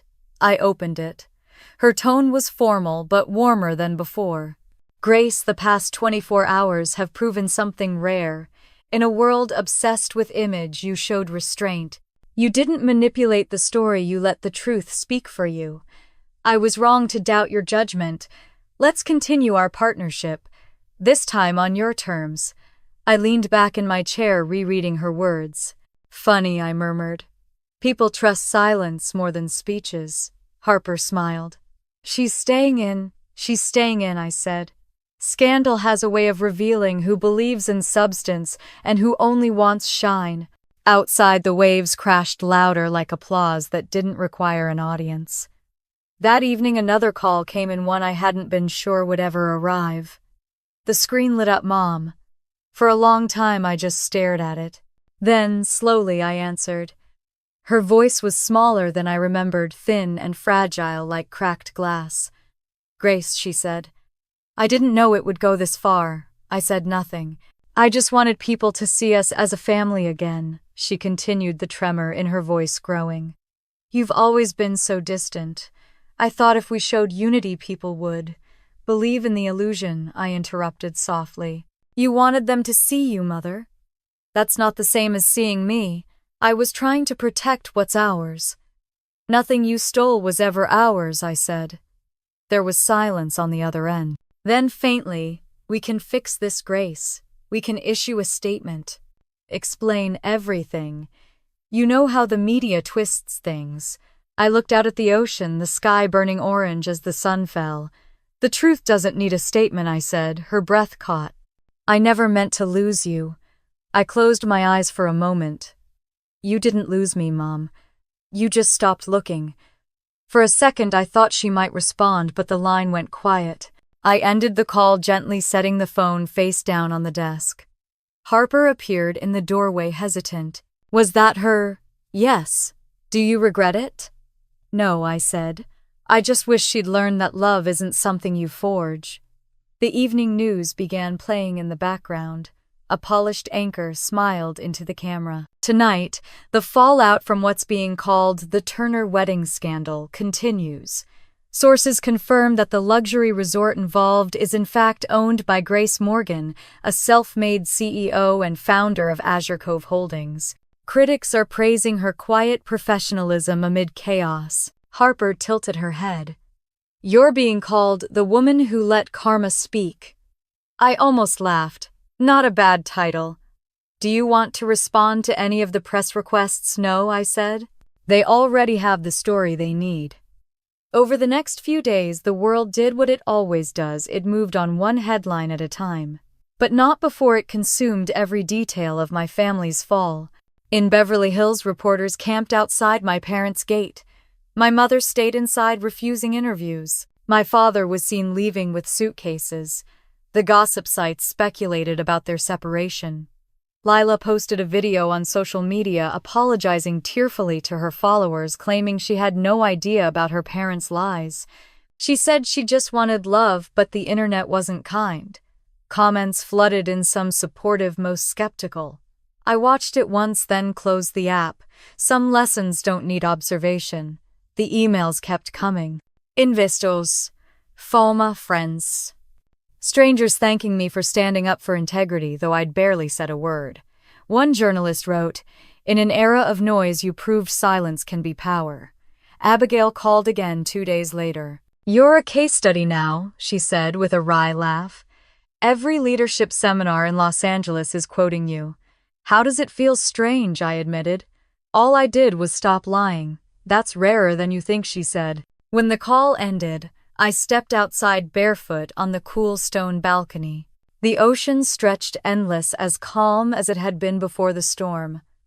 For the first time in years, I let myself breathe. Harper joined me, a small smile on her face. You know, she said, people online keep calling you poetic justice personified. I smiled faintly. They're romanticizing karma. It's not poetry. It's math. You get back what you invest.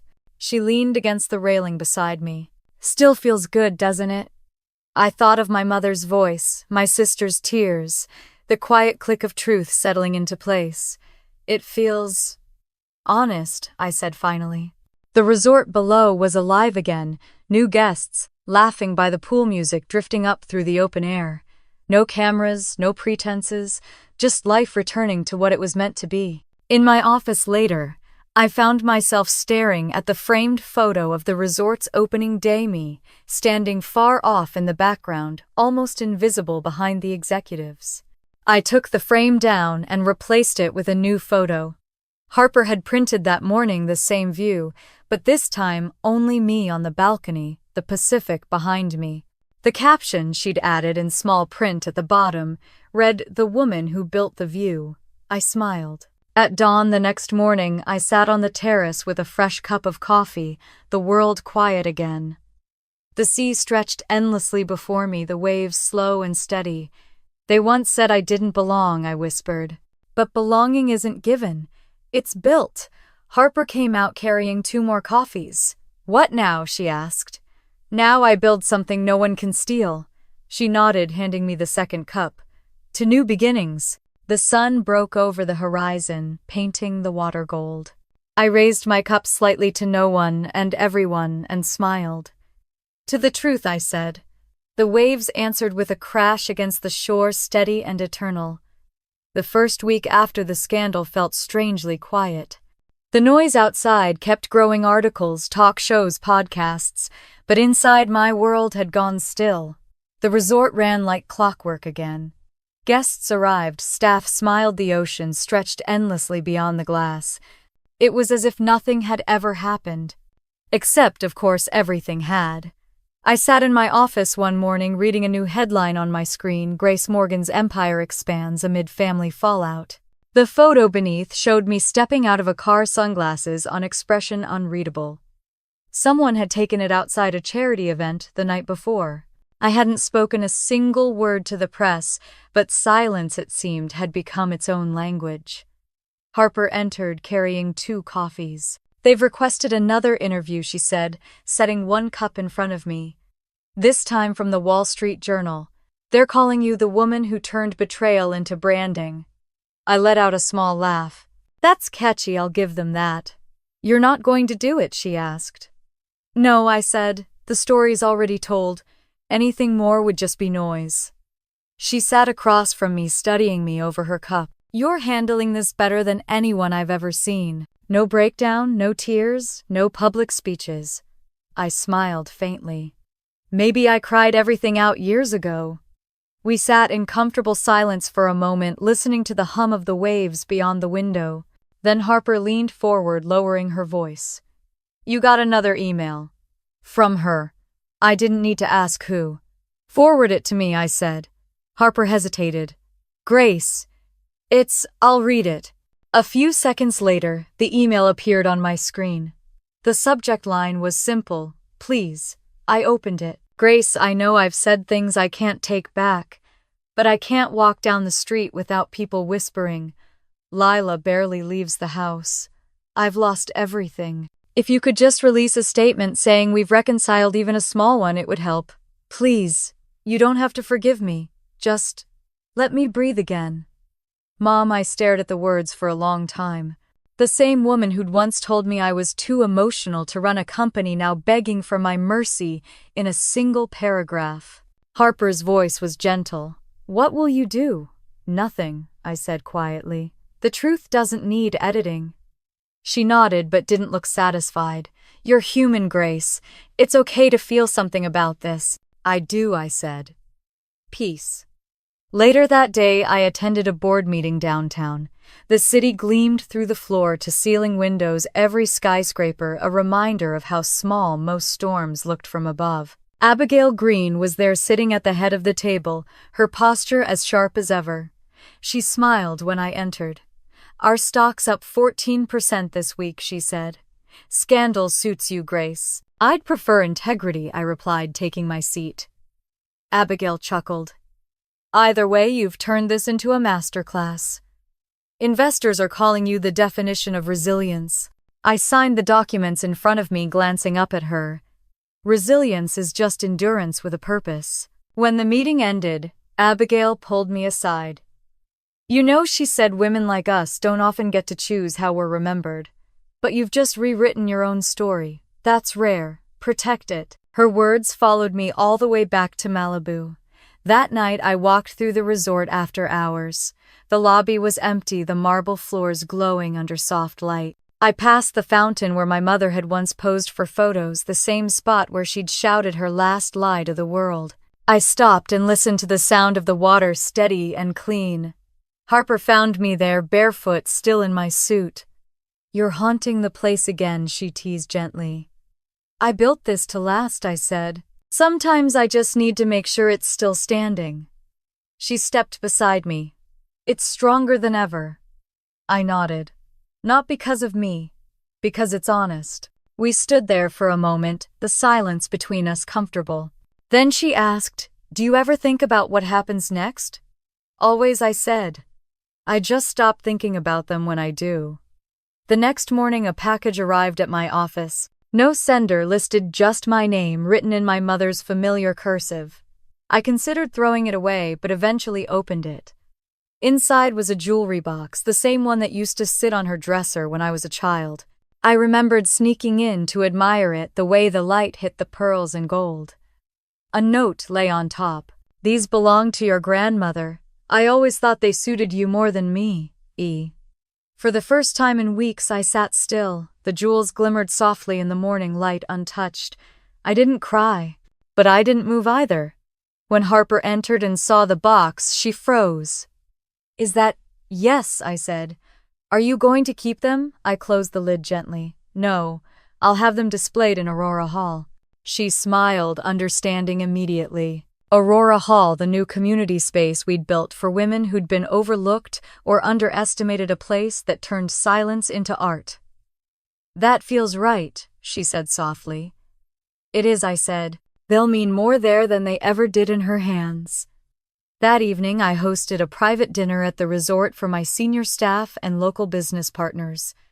It wasn't a celebration, it was gratitude. The table was simple, elegant, lit by candles. Harper gave a small toast, her voice warm. "To Grace," she said, raising her glass. "The woman who taught us that sometimes revenge is just living well and not looking back." Everyone laughed softly and I lifted my own glass. "To the truth," I said. "May it always outlast the noise." After dinner, I stepped out to the terrace. The moon hung low over the ocean, silver and steady. The night smelled of salt and jasmine. From the beach below, I could hear faint music from a nearby wedding. Not ours, not theirs, just someone else's beginning. Harper joined me, wrapping a shawl around her shoulders. "Do you ever miss them?" she asked quietly. I thought for a long moment. "No," I said. "But I miss who I thought they were." She nodded, understanding. The sound of laughter drifted up from the new wedding, carried by the wind. It made me smile. Not out of envy, but something softer, acceptance maybe. "They'll tell stories about this place for years," Harper said.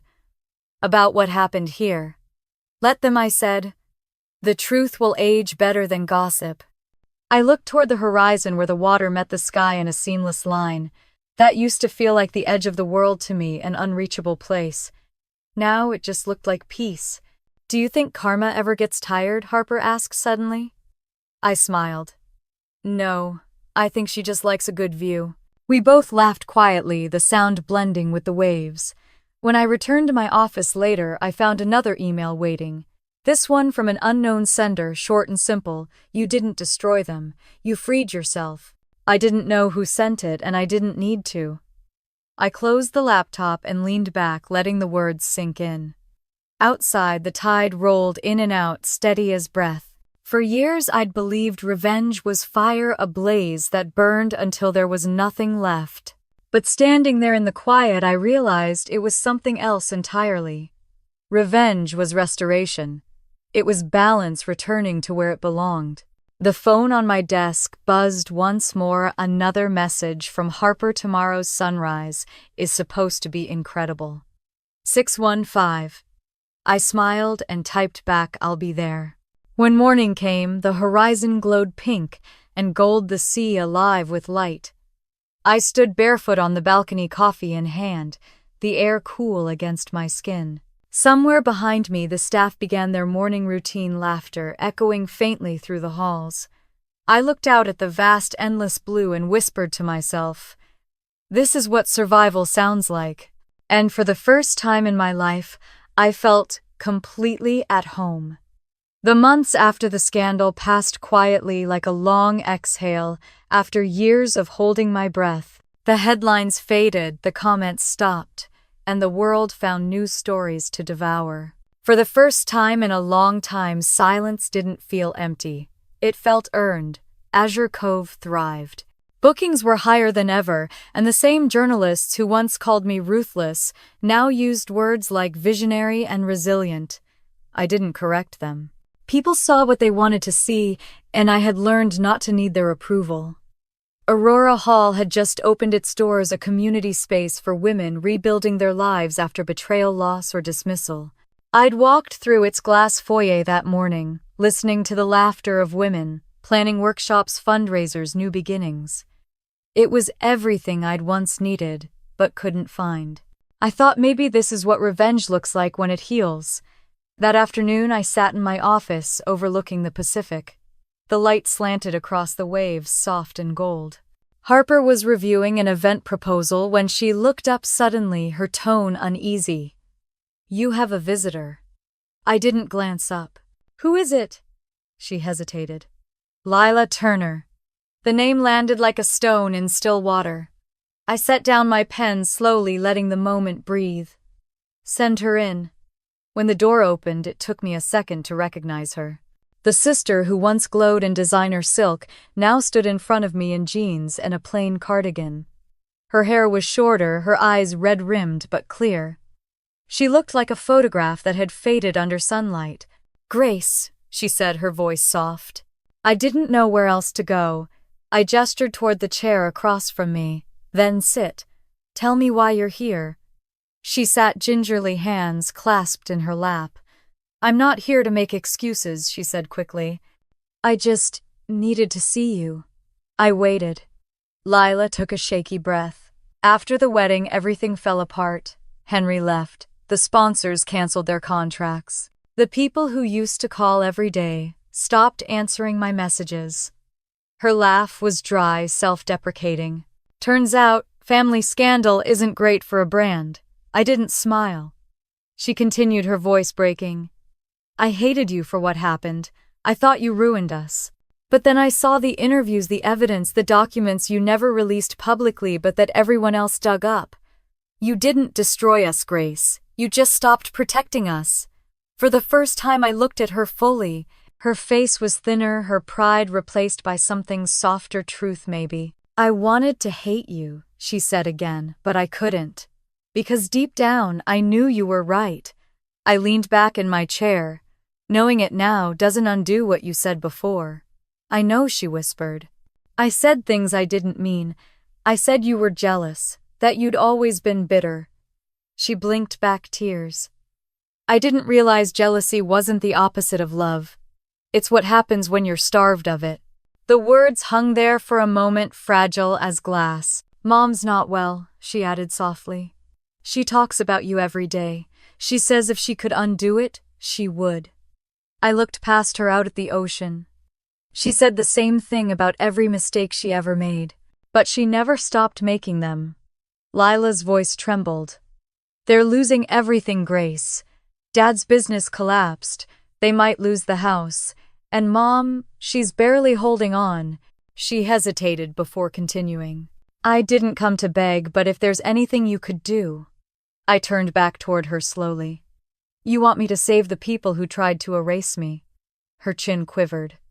"I just want to stop feeling like I'm drowning."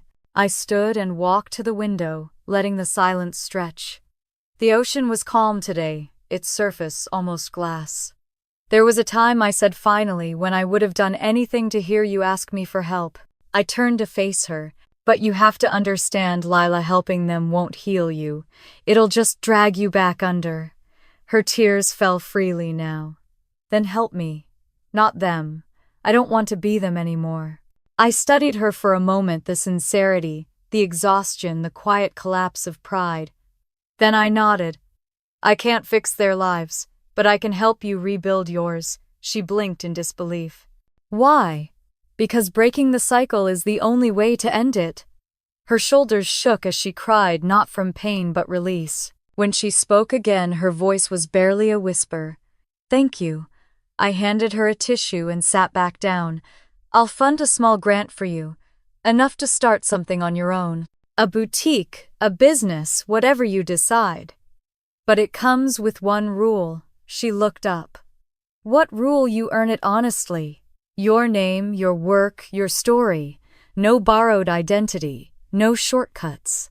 She nodded quickly. "I promise. You won't owe me anything," I added, "but you'll owe yourself everything." Her expression shifted, grateful but also humbled. "I don't deserve this." "No," I said gently. "You don't. But that's how forgiveness works." For a while neither of us spoke. The sound of the waves filled the room, steady and timeless. Finally she whispered, "Will you ever see Mom again?" I paused. "When she learns to see herself." Lila nodded, wiping her eyes. She rose to leave but lingered by the door. "Grace, yes, you turned out nothing like them. I smiled faintly. That's the point. When she left, the room fell quiet again. The faint scent of salt air drifted through the open window. I stood and walked to the balcony, watching her car disappear down the long, winding drive. For a moment, I saw us as we once were, two little girls on the beach building castles from wet sand, certain they would last forever. I remembered how she used to reach for my hand when the waves came too close, and how one day she stopped. Maybe none of us learned what love was supposed to look like. Maybe we were all just doing our best with what we were given. Forgiveness isn't a gift for them, I thought.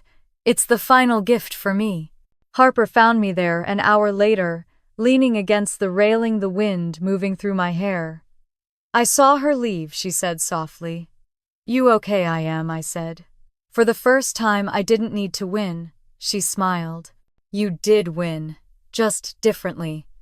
I turned back toward the sea. The horizon glowed pale gold, the water calm again after months of storms. I used to think peace was the end of revenge, I said. But maybe it's what happens when revenge ends with grace. Harper smiled. You really believe they'll change? I shook my head. I don't need them to. I changed. We stood there in silence, watching the sun slide toward the horizon. The ocean breathed against the shore, each wave softer than the last, like the world itself was settling into calm. Justice had given me closure. Forgiveness had given me freedom. As the last light faded, I whispered to the wind, you can rest now. And for once, the world seemed to listen. Morning sunlight poured through the glass windows of my office, painting soft gold lines across the desk. The sound of the ocean drifted faintly through the open balcony doors, the same rhythm I'd grown used to, the calm after every storm. It had been months since the scandal, and yet every day still felt like a quiet reminder that peace doesn't come when the noise stops. It comes when the noise no longer matters. Aurora Hall had become something more than I ever dreamed. It wasn't just a space, it was a heartbeat. Women came from every corner of California, artists, small business owners, mothers, rebuilding their lives, to speak, to learn, to laugh. The walls echoed with stories of survival, not suffering. I walked those halls every morning with a sense of stillness, knowing that the life I had built from ashes now carried light for others.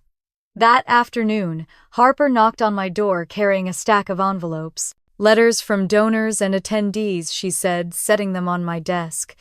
You're becoming something of a legend, I smiled, teasing. Legends are just people who survive long enough to be misunderstood. She laughed, shaking her head. You never stop talking in riddles.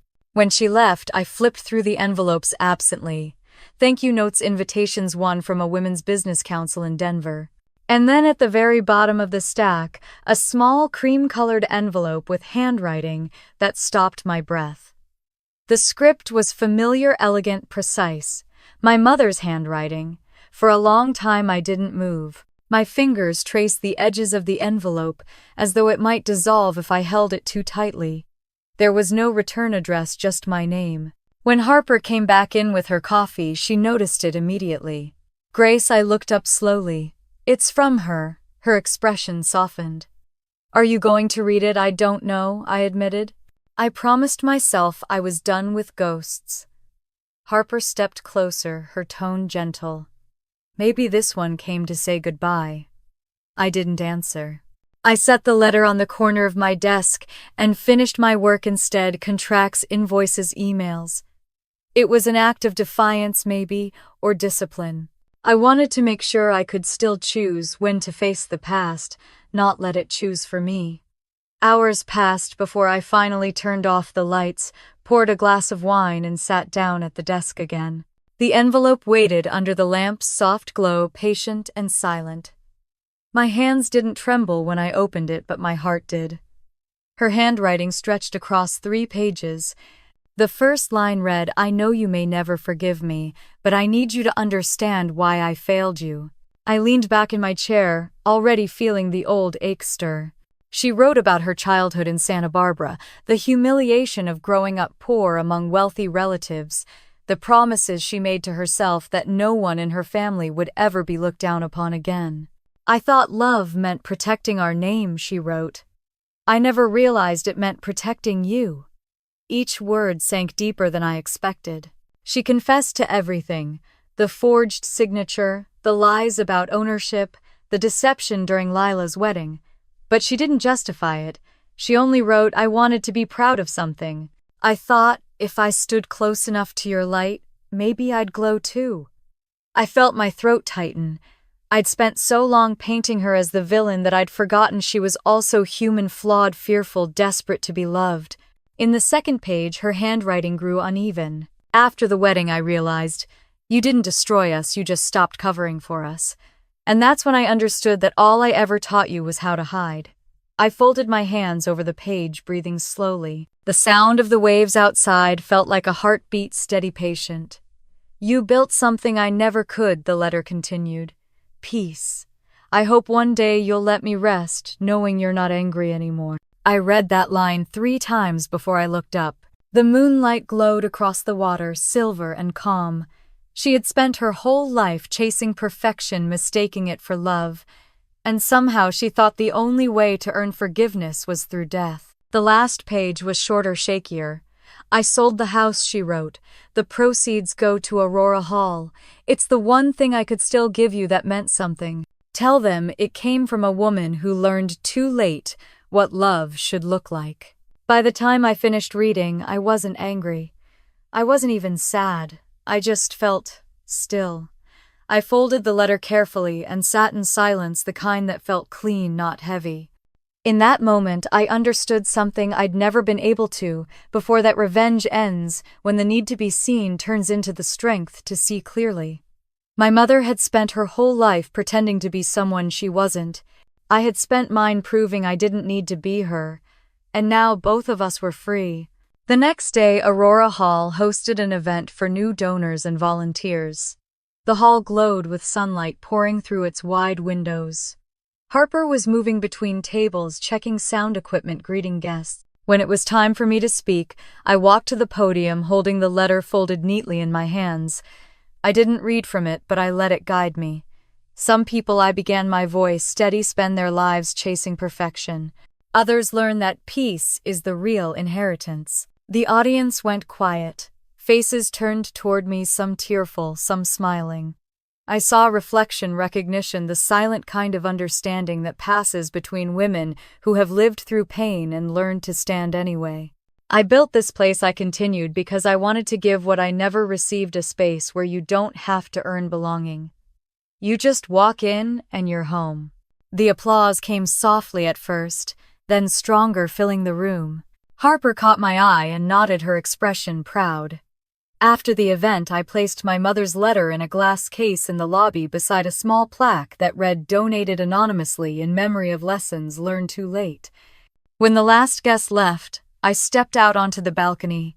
The ocean was calm, the horizon glowing pink and gold. I whispered into the wind, "You can rest now, Mom. We're both free." The breeze lifted my hair as if to answer.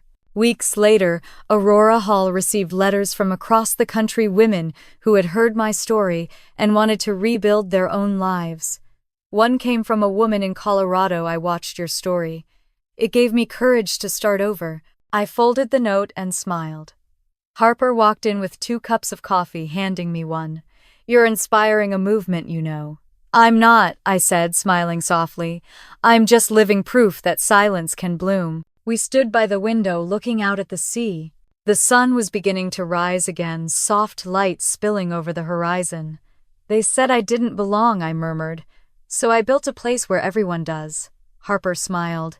"You always did belong, Grace. You just had to claim it." The morning air carried the scent of salt and jasmine. I thought about the years I'd spent proving myself, the nights I'd cried for acceptance, the long silence that had finally become peace. Now I didn't need approval. I had purpose. I turned back to Harper with a small smile. "Let's keep building." She nodded, her eyes bright. Outside, the waves caught the first blush of dawn turning gold. I watched the horizon stretch wide and endless before me, a mirror of everything that lay ahead. If you've ever been told you don't belong, I thought this is your proof that you can. Sometimes the greatest revenge isn't destruction, it's creation. And sometimes the loudest victory is living quietly, beautifully in peace. Tell me, I wanted to ask the women out there watching, what would you build if no one could tell you no? Because that's where belonging begins, with one woman deciding that she doesn't need permission to exist. And as the sun broke fully over the sea, I whispered one last time, not to my mother, not to the past, but to myself, I'm home.